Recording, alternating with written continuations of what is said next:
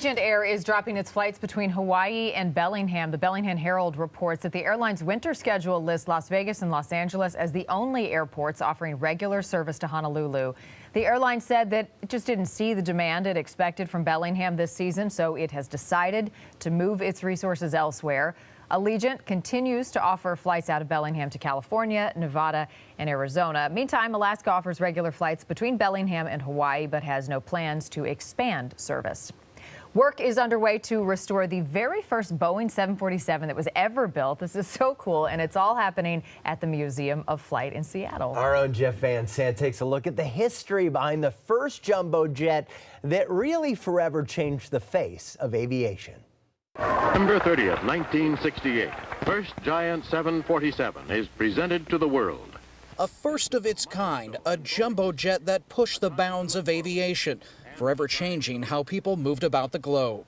Brian Weigel was the co-pilot on the 747's maiden flight back in 1969. The airplane had a lot of publicity, and there was a great deal of conversation about it.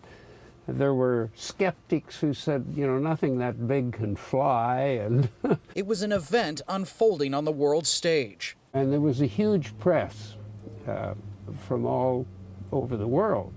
It was a worldwide event. The first flight was a high-pressure day, you might say. The first flight lasted over an hour. When we landed and taxied in and shut down, it was with great relief, but also a great deal of elation and joy and satisfaction at where we were. And now that very same plane is on display at the Museum of Flight, undergoing restoration.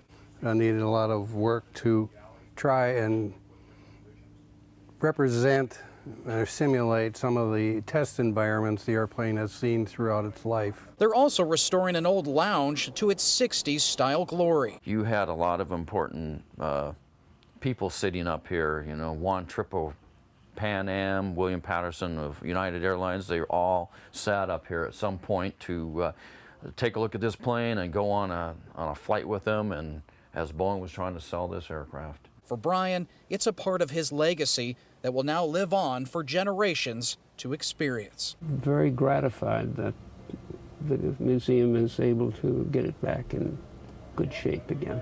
In Seattle, Jeff Van Sant, Q13, Fox News. Oh, after all these years, it is still a thing of beauty. The museum, by the way, hopes to have the plane open to the public by the end of October. And a little interesting fact about that co-pilot, he actually taught Howard Hughes how to fly a Boeing 707. I'm guessing he has a lot of stories to tell. That is great. That is fascinating, what a fun isn't it? look back. Yeah. A busy